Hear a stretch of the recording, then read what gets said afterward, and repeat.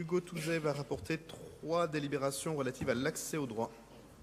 Oui, merci, monsieur le maire. Donc, dans les 3 délibérations, on a 2 lancements de marchés publics de marchés de services qui vont bientôt prendre fin. Donc, on va voter sur le lancement et les modalités de ces nouveaux marchés. Donc, le premier pour la gestion et la coordination des activités des points d'accès au droit. Rapidement, je rappelle qu'il y a 5 points d'accès au droit à Paris, dont un dans le 18e arrondissement, que tous sont implantés dans des quartiers politiques de la ville ou proches. Le nôtre est situé en plein milieu de la Goutte d'Or.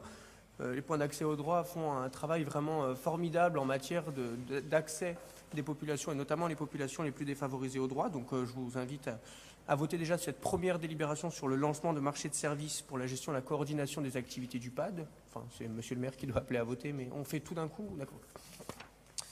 La deuxième délibération, c'est une subvention de 47 000 € au Conseil départemental de l'accès au droit de Paris. Le CDAD, c'est un organe qui est chargé de coordonner, de mettre en œuvre la politique d'accès au droit, notamment aux plus démunis. Il rassemble l'État, qui est représenté par le président du tribunal de grande instance, mais aussi la ville, le département et un ensemble de professions judiciaires, donc le barreau de Paris, etc., etc.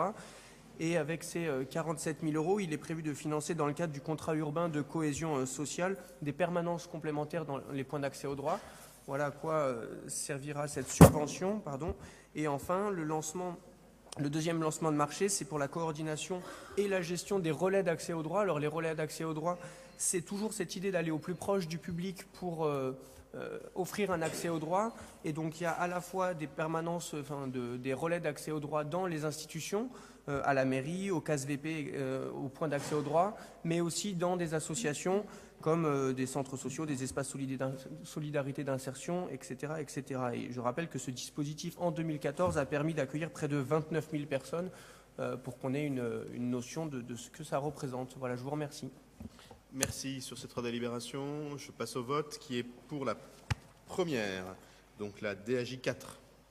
Unanimité. La DAJ 2, même vote. La DAJ 22, même vote. Je vous en remercie.